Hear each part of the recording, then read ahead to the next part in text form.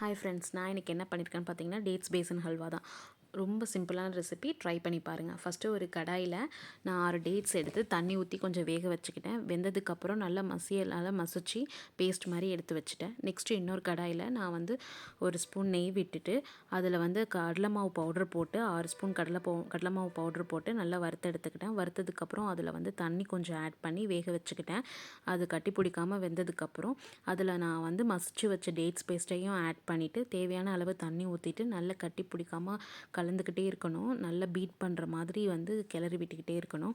அப்போது உங்களுக்கு வந்து திக்கி பேஸ்ட்டு கன்சிஸ்டன்சிக்கு வந்துடும். அந்த கன்சிஸ்டன்சி வந்ததுக்கப்புறம் நம்ம ஒரு ஸ்பூன் நெய் ஆட் பண்ணிவிட்டு கார்டமம் பவுடர் ஆட் பண்ணி திரும்ப அதே மாதிரி பீட் பண்ணுற மாதிரி நம்ம வந்து கலந்துக்கிட்டே இருக்கணும். அடுப்பில் வச்சு சிம்மில் வச்சிடணும். அடுப்பை குறைச்சி வச்சு நம்ம நல்லா பீட் பண்ணிகிட்டே இருக்கணும். அதுக்கப்புறம் வந்து பார்த்திங்கன்னா கொஞ்சம் நல்லா அல்வா கன்சிஸ்டன்சிக்கு வந்துடும். அப்புறம் நமக்கு தேவையான முந்திரி, திராட்சை இதெல்லாம் வந்து நெய்யில் தாளித்து நம்ம ஆட் பண்ணிக்கலாம் டாப்பிங்ஸ்க்கு. நான் வந்து இன்றைக்கி பம்கின் சீட்ஸ் ஆட் பண்ணியிருக்கேன். உங்களுக்கு தேவையான நட்ஸை நீங்கள் ஆட் பண்ணிக்கலாம்.